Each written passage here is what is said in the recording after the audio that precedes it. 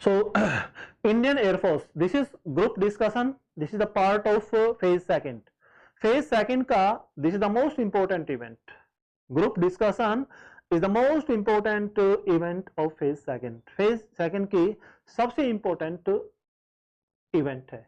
इससे पहले हमने आपको बताया था ग्रुप डिस्कशन के बारे में कि भाई ग्रुप डिस्कशन क्यों लेते हैं, क्या वो चेक करना चाहते हैं. This is totally hourly. इसमें आपकी एबिलिटी जो है टोटली ऑरली चेक की जाएगी. देयर इज नो रिटन, कुछ भी रिटन नहीं है. Written only in adaptability test, first psychology test, SRT test में. सो ग्रुप डिस्कशन जो है this is very important event. ठीक है ना. In Indian Air Force phase second at airman selection centre. देखिए इसमें क्या करते हैं, in the name of group discussion, group discussion के नाम के there is a strange fear, एक बड़ा अजीब डर रहता है among the candidates of Hindi medium. जो हिंदी मीडियम के कैंडिडेट्स जो हैं उनके बीच में there is strange fear that what a group discussion is. Group discussion क्या है, due to which they are not able to perform well, जिसके कारण वो हिंदी मीडियम के स्टूडेंट जो हैं वो अच्छी तरह से परफॉर्म नहीं कर सकते. सो हम इसमें एक आपको तरीका बताएंगे. I will tell you method कि किस तरह से how can you overcome this strange fear. आप इस डर के ऊपर किस तरह से काबू पा सकते हैं और किस तरह से दो students who are very well in English also can qualify, but those students who are not good at English spoken, जो spoken में those students who are not at good, I will tell them a trick. मैं उनको एक trick बताऊंगा और उस trick से जो है ना, इस वीडियो को आप लास्ट तक देखते जाइए, उस ट्रिक की सहायता से आप जो है ना ये क्वालिफाई कर सकते हैं. So don't worry Hindi medium के students, don't worry, I am with you, I am definitely sure help you. So but don't worry, आप चिंता मत कीजिएगा. This is one point and second point में आपका है, बट डोंट वरी, लेकिन चिंता मत करो. I will tell you some important tips. मैं आपको कुछ इंपॉर्टेंट टिप्स बताऊंगा. आपको ये पूरी वीडियो बड़े ध्यान से देखनी है, which help you to be successful in studying 100%. Definitely you will success sure 100% with the help of that trick. उस ट्रिक की सहायता से definitely you will success sure, definitely you will qualify group discussion test, ability test second, definitely you will qualify, sure, this is my guarantee. So क्या है वो आपको बताएंगे अभी कैसे जो है ना. so how GD event, how group discussion event, एक इवेंट होती है organise at airman selection centre. Airman selection centres पे किस तरह से इवेंट जो है ये ऑर्गेनाइज की जाती है.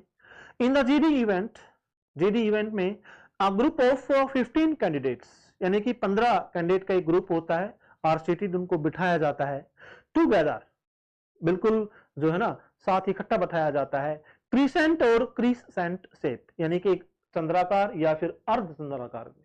किस तरह से बैठाया जाता है ये आपको नेक्स्ट वीडियो में, जब हम आपको ऑनलाइन डिबेट करवाएंगे बच्चों की आपस में बताएंगे, तो उसमें हम आपको बताएंगे कि किस तरह से एक चंद्राकार या फिर अर्ध चंद्राकार शेप में बच्चों को उनके चेस्ट नंबर के अनुसार डिसेंडिंग ऑर्डर में, ठीक है ना, shape in descending orders of their chest number, they will be chest number, और चेस्ट नंबर भी आपको डिसेंडिंग ऑर्डर में आपको बैठाया जाएगा.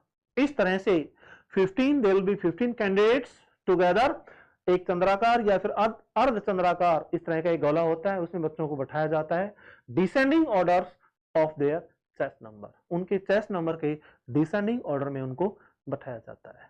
Is that clear. इस तरह से ये जीडी जो है event organise at airman selection centres. और क्या क्या होता है आपको बताते हैं. ड्यूरिंग द डिबेट इवेंट, जो भी डिबेट इवेंट होती है, जीडी इवेंट जो होती है, इज डिवाइडेड इनटू 2 सब ग्रुप, यानी कि देयर विल बी 2 सब ग्रुप, 2 सब ग्रुप होंगे, and each group is asked, और प्रत्येक ग्रुप से कहा जाएगा टू स्पीक इन फेवर और अगेंस्ट, यानी कि कोई भी टॉपिक जो है उसके फेवर में बोलिएगा आप या उसके अगेंस्ट बोलिएगा. द गिवन टॉपिक, जो भी टॉपिक दिया गया है, प्रत्येक ग्रुप के कैंडिडेट से कहा जाएगा कि you will have to speak in favour और against. One group has to speak in favour of the topic, यानी कि वन ग्रुप जो है will speak in the favour of the topic and the other group will speak against the topic, topic के against में बोलेगा. इस तरह से किया जाता है. देयर विल बी 2 सब groups. one will speak in favor of the topic and another group will speak against the topic. Okay, next आता है कि sometime in a debate can debate one candidate from each subgroup is asked to stand up.